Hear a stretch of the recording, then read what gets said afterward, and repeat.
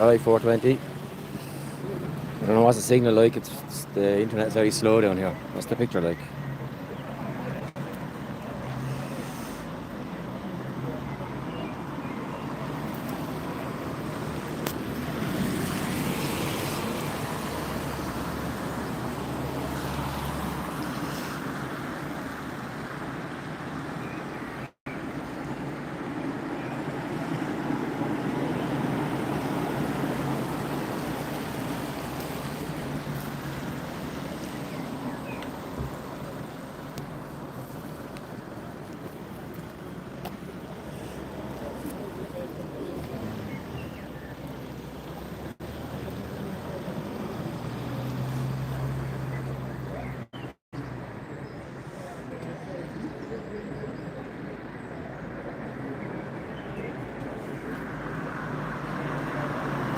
Same, man.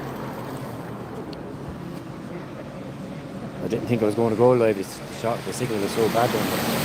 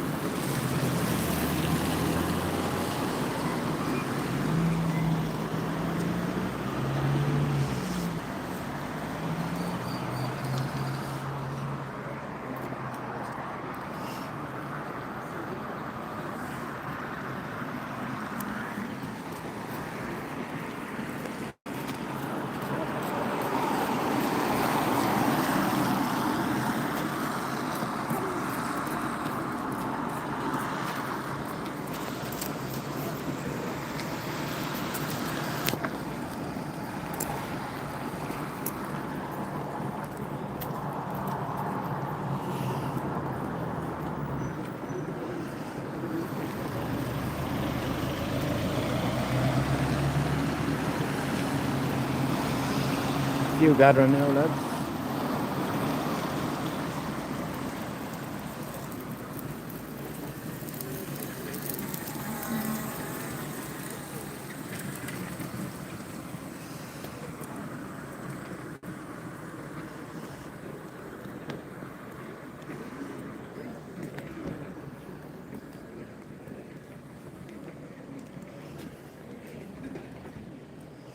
When we're heading up this way into the castle, it's just less than a kilometre up that way.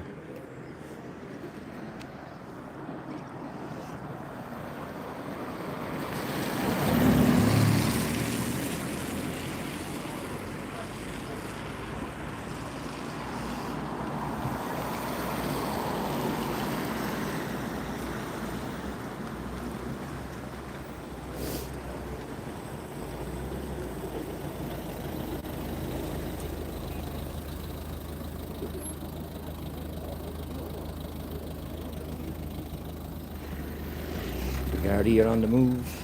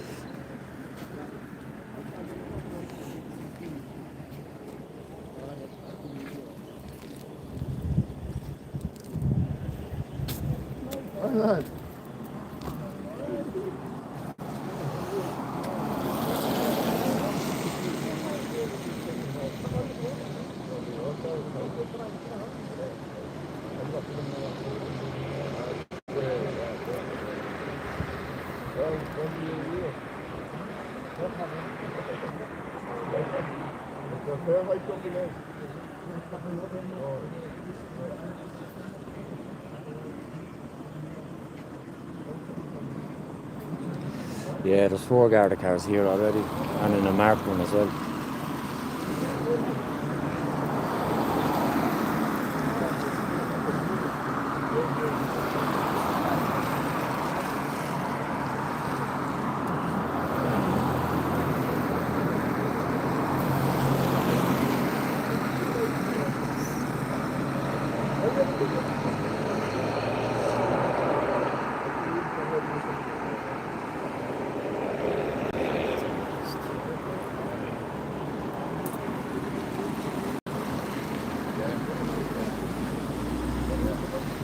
Oh, it's the same Garda 420, very same.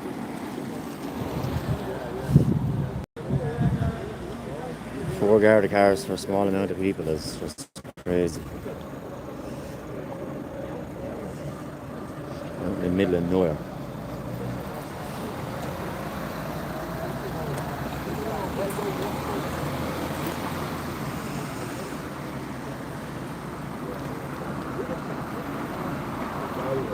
Smash that like button, lads. Hit that subscribe.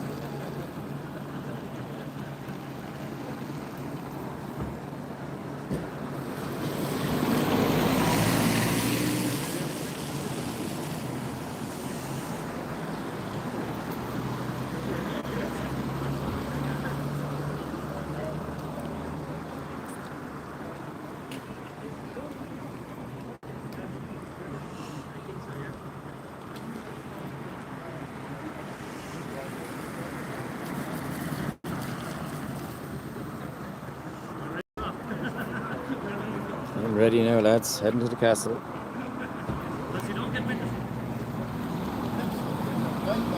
The lights are on.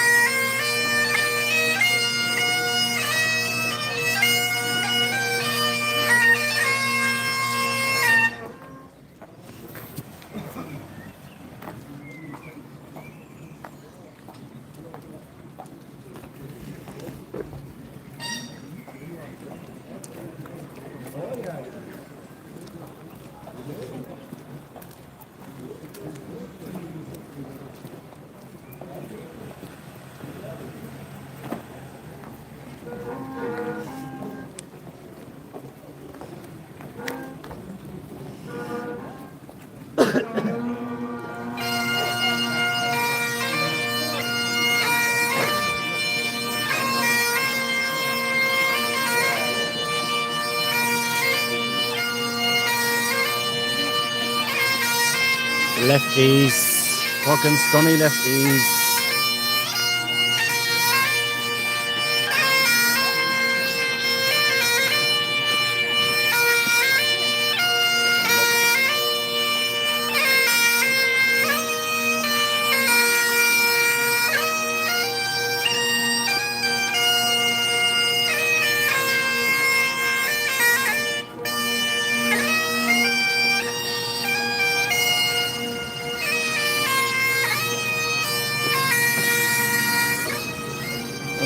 Muppets. Fucking lefties.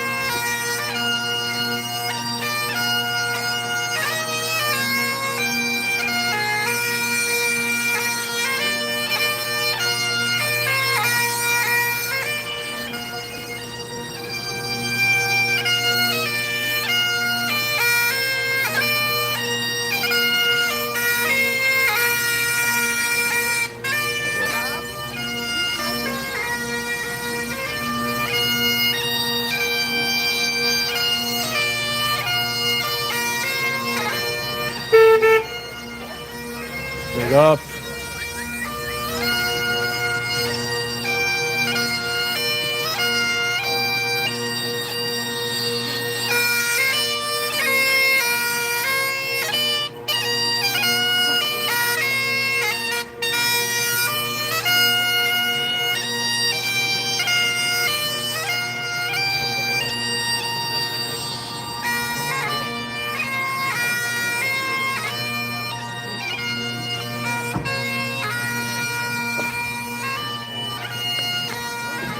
Michelle Keane, is it? It is. Yeah, Michelle.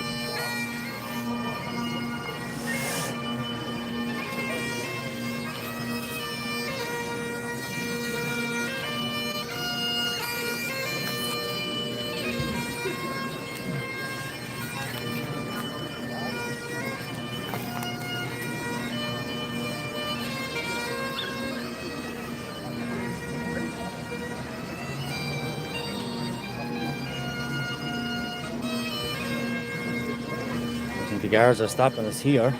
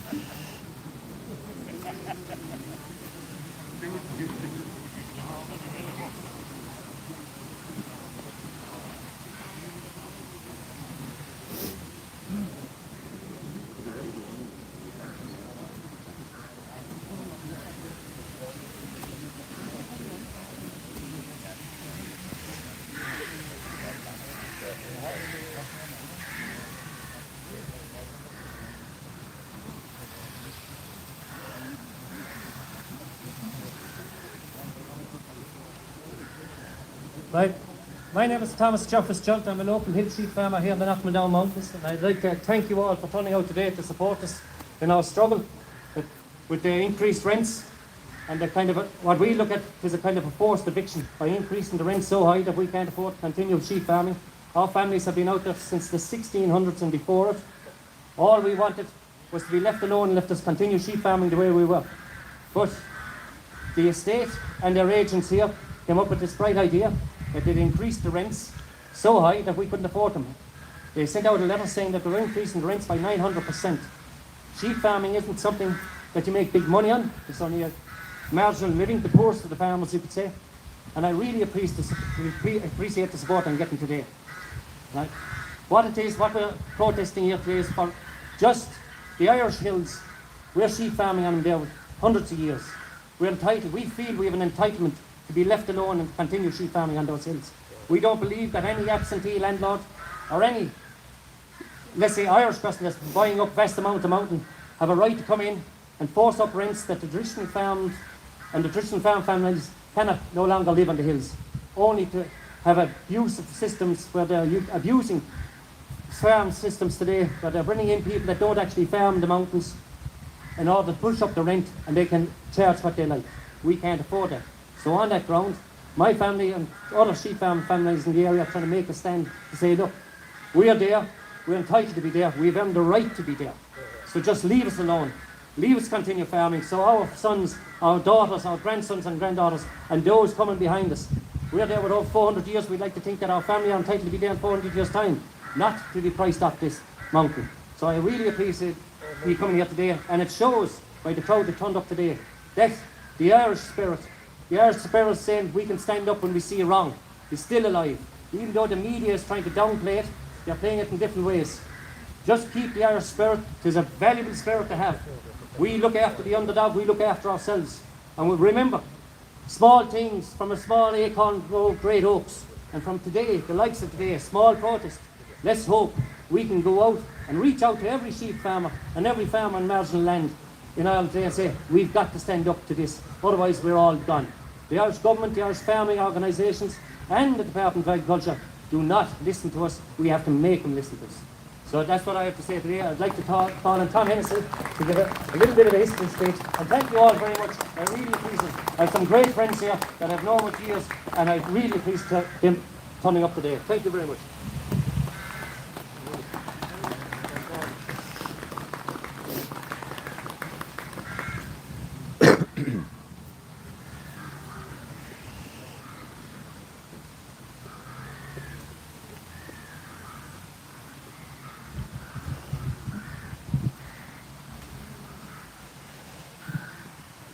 I'd just like to thank Ger and for Paul and the Danish Republicans for giving me the honour of speaking here today.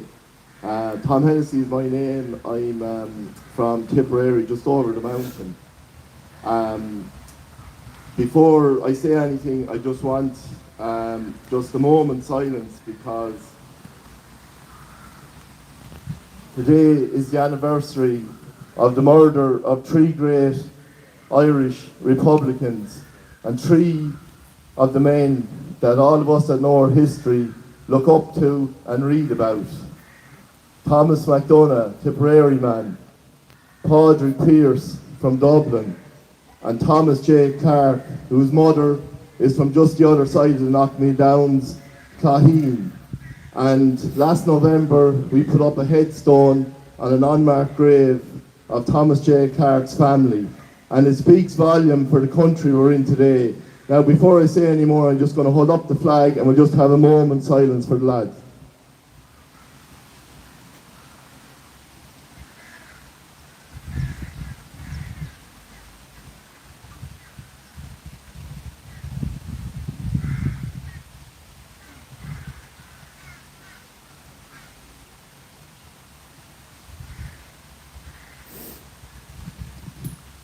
So I was just conscious of the fact that today is their anniversary, and the proclamation of 1916 says a lot of very strong, very powerful things, and a lot of people mightn't even have read it fully, but I encourage everyone, hang it up in your house. If you don't have it, get a copy of it. You can get it online or you get it in a shop. But what I see where our country is at the moment, we're at a crossroads. They're sad times, but they're also powerful times. We are witnessing as a generation an awakening of people that were never awake before. Today, we can see what the Treaty of 21 left us in this country. Now, we've come over the bridge there, over the Blackwater River. The absentee landlord that is harassing and threatening Ger and great Irish farmers. That man is still, as well as claiming over 8,000 acres of Irish mountain, he's also claiming the fishing rights to that lovely river we walked over. Down through the years, ordinary fishermen, sportsmen have been brought to court over fishing that river. Today, Devonshire and all his cronies, he's good mates with the King of England, who's often been over here and has often walked on the mountains with him. Today, these people think that we are in such a bowed down place as a nation that they can turn around and harass the likes of Gerard Fitzgerald. Well, I've one thing to say here today on behalf of Tipperary Independent Republicans, and I know the Waterford lads will agree, and I'm sure Republicans around the country. You can forget it. Your day is over. We are moving forward as a nation.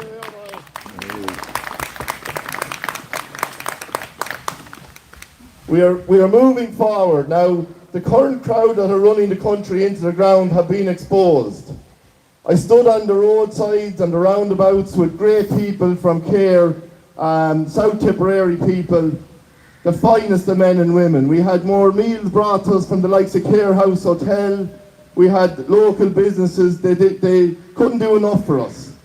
But I was standing shoulder to shoulder with men and women whose grandparents, whose grandmothers were in the IRA. Not the old IRA, the IRA, the Irish Republican Army, fighting to get rid of any piece of British Army, British interference in our land. And before I forget, we had another crazy scene there reported by the Irish Mayor the other day, where a top commander in the British Army, standing above an antrim no less, was giving an interview saying that Ireland is in a precarious position due to the Russians. I'll tell you one thing, the only time we've ever been in a precarious position is any time that those illegal occupiers have come across the water from England and destroyed our country with their tyrannical ways, their fakeness, They've robbed us blind for generations. The other day, Ger brought me up into the hills out just up from Bay Loch there, and we went to a little valley known as the Valley of the White Walls. I passed there loads of times, but it was very poignant for me, and I'm going up there again tomorrow because there's something about the place. He brought me to the Booley houses, and the Booley houses were where the farmers used to bring the cattle up during the summer, and it was often the younger kids would mind the cattle. But while we were walking around it, I said to Ger, I was fascinated by the place, I said to Ger, do you think there was people here during the famine? And he said, oh definitely, he said, but it said to me when I saw the little ruins all around us, how dare they call it a famine number one? It was a genocide. These people behind us in their big castle, all these so-called milling families all around South Tipperary, backed by the British Army and their local hirelings, the RIC that were paid. There's always money involved with these people. The barges were transported full of corn from Clonmel down to Dungarvan, and we have it documented where mothers and children dying on the sides of the road while the barges passed by with the grain. There was no famine in this country. It was genocide, and it needs to be called out.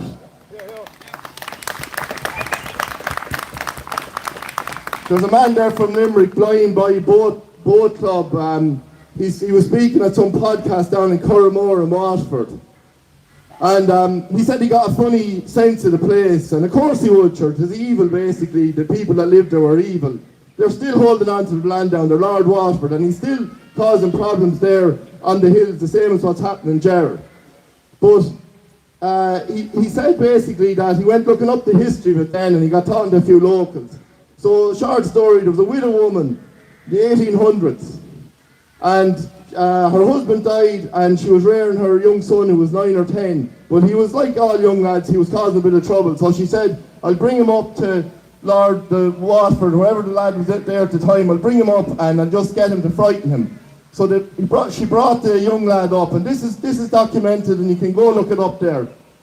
And Lord Waterford thought to be great crack, and some of his cronies were there, and he said, no problem, I'll frighten the young lad. And in front of his mother, he was hung off a door. That's what we're dealing with here. That's the type of people that are still harassing hill farmers, that are still claiming 6 of our counties in the north. It's one big collusion. We know what the royal family, who they've been hanging around with for the last 50 years. We have those files that were released in America, so we know what we're up against. We're up against tyranny. But the likes of Gerald Fitz's family, they're people of the land. They're fighting against the people of corruption and the people of the lie. Sean Hogan, Dinny Lacey, Dan Breen. I'm doing a book at the moment. We know exactly from talking to locals, and Gerald knows the history himself. They crossed the Knockmeal Down Mountains into the likes of Gerald's house and other farmers around, and they were fed. They were called the safe houses of the IRA. Wouldn't those lads be they must be turning in their graves today to see the way our farmers, our hauliers, our small businessmen, our hill farmers here are being treated by the forces of the state. And it has to stop. And we as a people must stay together. As I say, it's not a violent revolution, it's a peaceful revolution. And marches like this bring like-minded people together. And you learn from your history, and it's great to see young kids being brought to these marches, because they're going to learn about the real history of Ireland, not the fake history. But just to finish up, as I say, today is the anniversary of Padraig Pearse. What a man, like. And I was flicking through a quotation book of him there. Just before I forget as well, the 14th of June at 1 o'clock, Tipperary Independent Republicans will be honouring the first anniversary of Father Patrick Ryan in Lismore, so you're all invited to that. And John Crawley is giving the oration. But I just want one little quotation here from Padraig Pearse.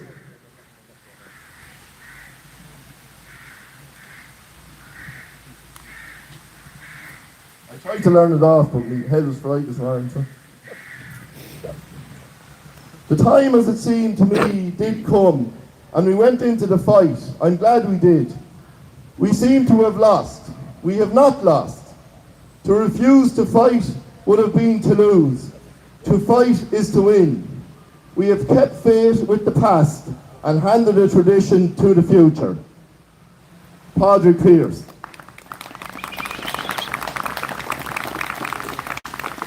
So what we can do from here today is we can support the Ger and the farmers, we can send our emails, hopefully there'll be another protest. I think the great men, I also want to call out James Gagan, Mr. Duffy, John Dallion, I think is his name, that are leading the fuel protest. The fuel protest was the final straw that broke the camel's back, because the last 20 to 30 years here have been ridiculous what's going on. Children dying on waiting lists. We all know what's happening. Our elderly, not getting the treatment and the care they deserve. So running a business today in Ireland is nearly impossible, but there's a reason for that. My opinion, I think Europe has too much power, and of course then we have Harris and Martin, Cromwell and Thatcher I'd nicknamed them, and the two of them are just European focused, no interest in our own people. So I just want to say, Ger, and I want a big round of applause for Ger and the farmers, because them boys they're tough men and they're great men. So it's a round of applause for the farmers.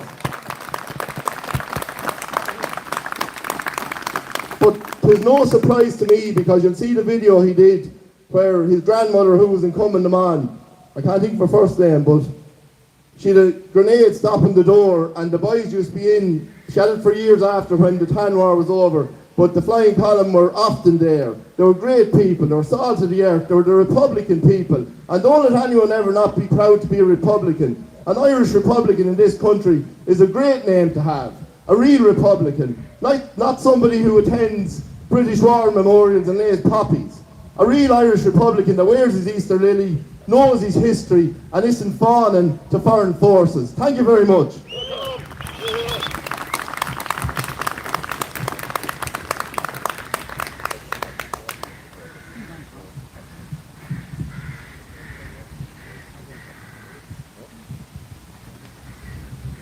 Can we have another massive bowl of us for our ancestors and for all the people and the sheep farmers today? Bowl of us, Aaron Gabra. So this is a little poem I put together last night and finished this morning. What's another year of English games, English greed alive and well across our land, propped up by their Free State allies since 1922, who gave Ireland 77 crosses so Ireland could remain under John Bull's tyranny. Shame on them. I am the 12th Duke of Devonshire, he did decree. My son, Lord Burlington, has every right to take from our subjects in Ireland. We say to hell with that statement, English boy. For the gallant Liam Lynch fell in 1923 for an Ireland free of lawless Sassenach. English hands. Oh, Mr. Duke, with your foreign tongue, doom the veil muck Sassenach. For the time has come for you to dance to our tune, played by the hands of Goddess Eru, upon the harp of destiny, be a Brian Boru's war cry. Cries of Ireland for the Irish, from the sod to the sky. Irish men and Irish women long to see your kind gone from our nation, that your forefathers stole from our ancestors, whose roots are strong in our soil. May the winds of the Knockmill Downs carry the voices of our genocide dead. May they haunt your mock Sassenach for 900 years more in life and death. May your cursed English spleen be dined upon by the devils of hell who sit with Cromwell and Mountbatten. And when you leave with all your ilk, may the lords of the native woods, Eric Feddo, muster a sacred Irish branch, born out of 900 years of English torment, greet your backside like a slap from the Fina. Leaving ye to repent for your war crimes in Ireland, and as we smile with our rebel grins, our voices turn to say, Pogue Mahone, and to hell with your 900% rent rise. Go Ramila Mahagud, victory to the sheep farmers. Hey.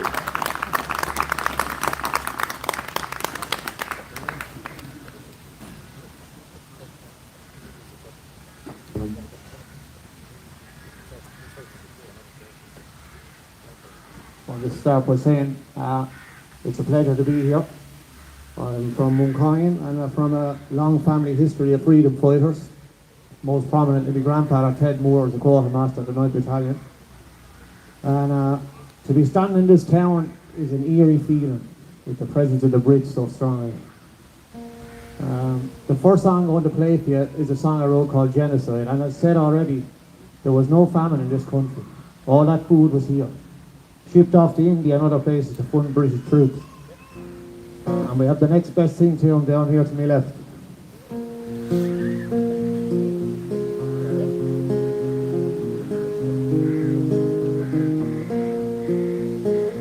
The boats that left this country in 1849 were filled with desperate people who were trying to stay alive. Right across the harbour there were boats filled with supplies, but the powers that be, they hid it from our eye. They call it famine in them Free State history books, but really it was genocide no matter where you look. They call it famine in them Free State history books, but really it was genocide no matter where you look. No roads on their houses to shelter us from rain, and all the church could offer us was prayers for the pain. Blinded by the fear of the landlord at the door, but he doesn't come knocking, he burned us to the floor. They call it famine in them Free State history books, but really it was genocide no matter where you look. They call it famine in them Free State history books, but really it was genocide no matter where you look.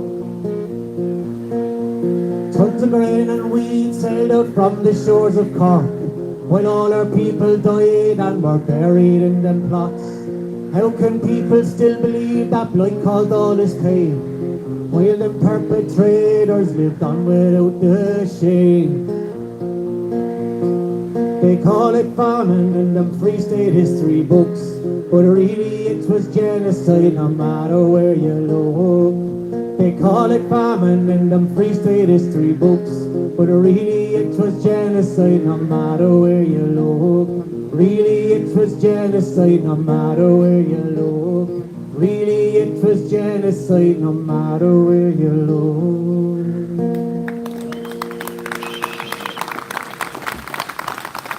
I'm going to do one more for you now. I'd like to say I find it very fitting that we're up here supporting farmers' rights, and in the backdrop we have a farmers' market going on. And if they keep fucking people over the way they are, there won't be any markets or anything fucking else in the country for us to be doing.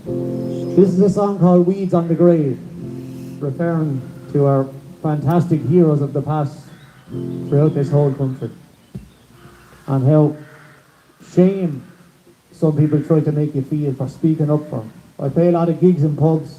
I was singing Joe McDonald only a few weeks ago, and a fella shouted up in the middle of it, "Old news."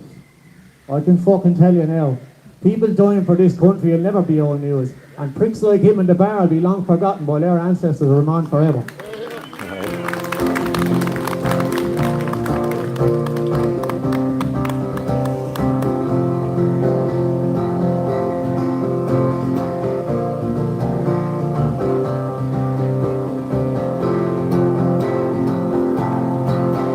People are so quick to judge us when we speak with pride about the men that died for Ireland. With politics aside, when I think of what the men went through, it makes me want to cry.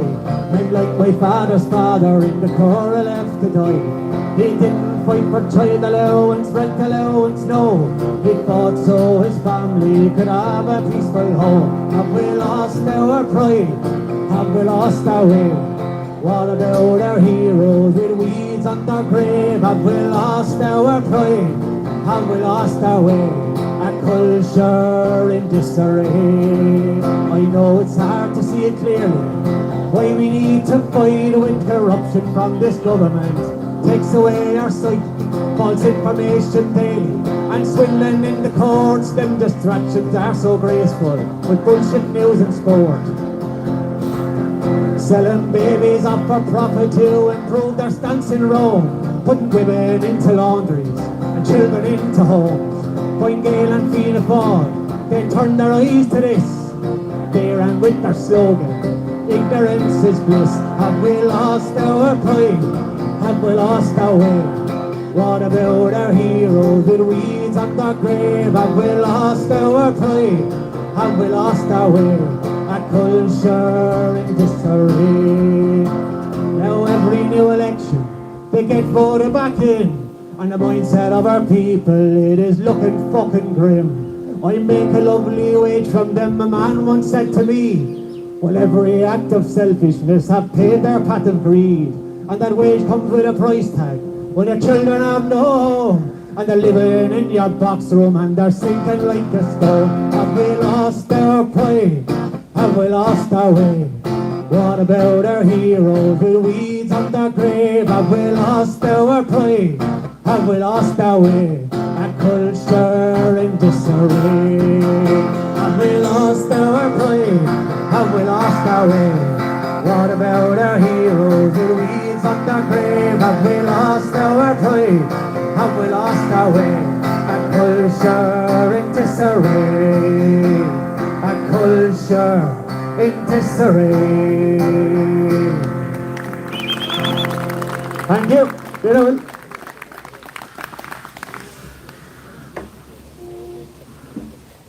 I'd like to thank you all again for coming, and I really appreciate it, and all the hill farmers here appreciate it. So thank you very much, and we really do appreciate you. Thank you. There you go.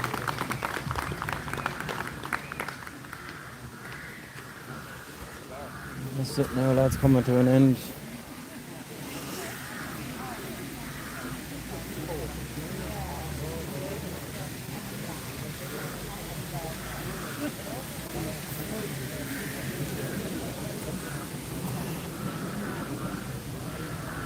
That's it, wraps up Lismore's protest.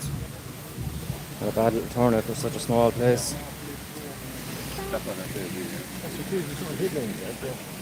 So.